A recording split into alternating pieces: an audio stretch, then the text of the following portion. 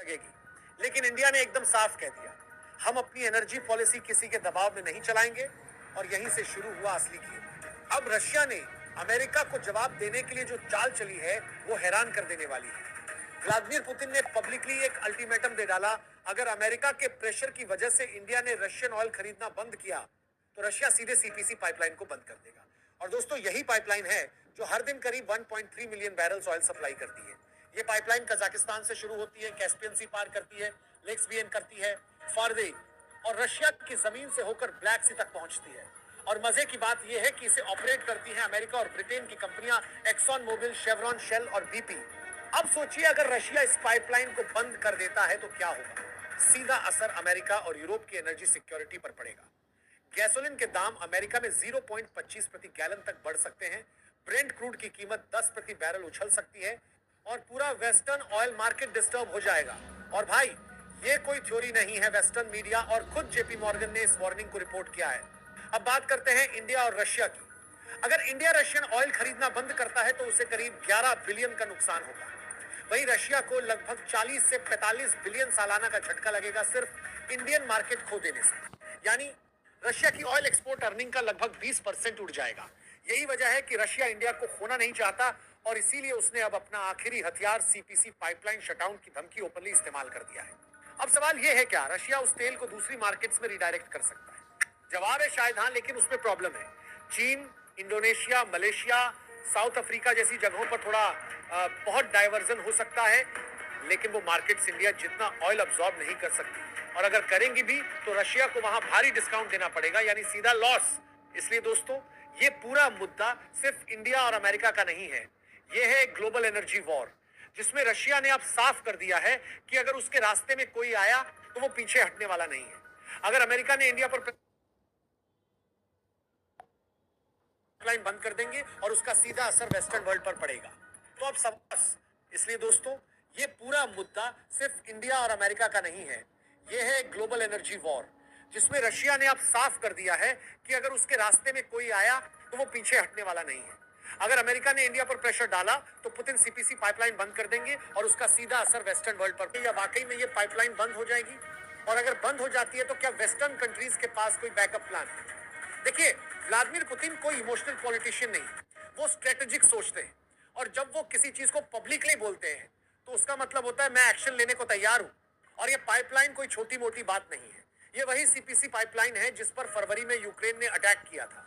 Russia तब भी कुछ खास नहीं बोला, लेकिन अब जब अमेरिका ने इंडिया के तेल ट्रेड को डिस्टर्ब करने की कोशिश की है तो पुतिन सीधा गले पर वार करने को तैयार है। इंटरनेशनल रिएक्शन की बात करें तो यूरोप अब इस थ्रेट को लेकर नर्वस हो चुका है। ब्रुसेल्स में इमरजेंसी एनर्जी मीटिंग्स बुलाई जा रही हैं। अमेरिका के एनर्जी एक्सपर्ट्स टीवी चैनलों पर बैठकर बता रहे हैं कि हमें एक नया एनर्जी शॉक झेलने के लिए रेडी रहना होगा। और यही है पुतिन की असली स्ट्रेटजी, साइकोलॉजिकल वॉरफेयर। उन्होंने केवल पाइपलाइन बंद करने की धमकी नहीं दी, उन्होंने ग्लोबल मार्केट का सेंटर ऑफ ग्रेविटी हिला दिया है। अब बात करते हैं इंडिया की। इंडिया के पास दो रास्ते हैं, एक अमेरिका की बात मानकर रशियन ऑयल से दूरी बना ले और खुद को 11 बिलियन के एनुअल नुकसान के लिए तैयार करें, या फिर दूसरा रास्ता नेशनल इंटरेस्ट को प्रायोरिटी दे और रशियन ऑयल ट्रेड को जारी रखे चाहे अमेरिका कुछ भी बोले। और अभी तक जो संकेत मिल रहे हैं उससे लगता है कि इंडिया दूसरा रास्ता ही अपनाने वाला है। क्यों?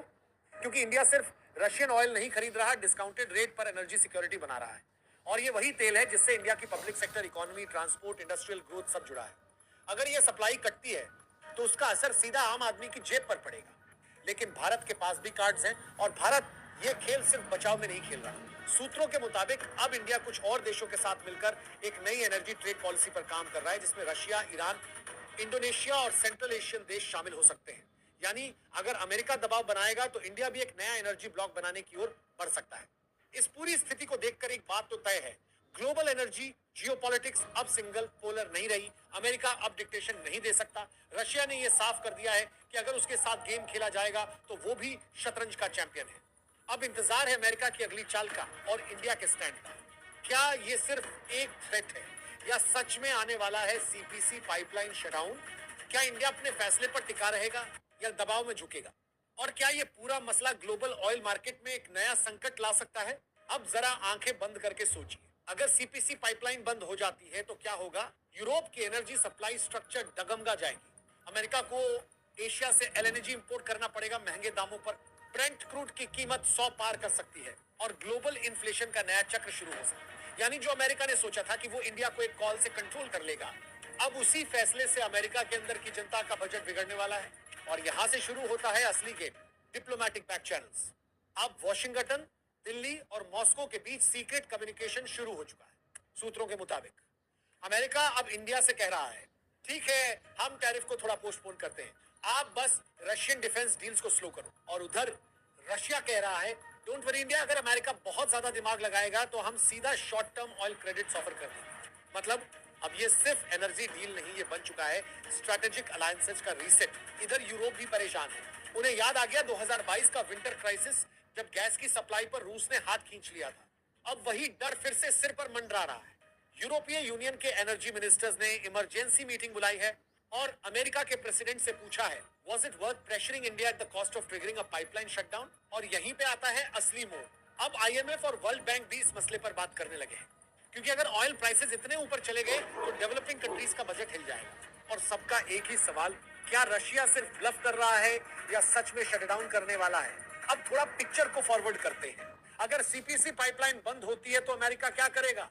शॉर्ट टर्म में स्ट्रेटेजिक पेट्रोलियम रिजर्व्स पीआर खोलेगा, लेकिन उसका इफेक्ट टेम्पररी होगा। ओपेक प्लस से प्रोडक्शन बढ़वाने की भी कोशिश करेगा, लेकिन रशिया ओपेक प्लस का हिस्सा है, मतलब दाम उल्टा भी पड़ सकता है। अब देखिए, अमेरिका की सारी चालें उसी के खिलाफ जाती दिख रही, क्योंकि उसने सोचा था कि वो सिर्फ इंडिया को टाइट कर रहा है, पर असल में उसने पूरे वेस्टर्न एनर्जी सिस्टम की गर्दन पे उंगली रखी। और यही है वो पल जहां भारत को अपनी स्ट्रैटेजी क्लियर रखनी, नॉट न्यूट्रल बट बैलेंस्ड।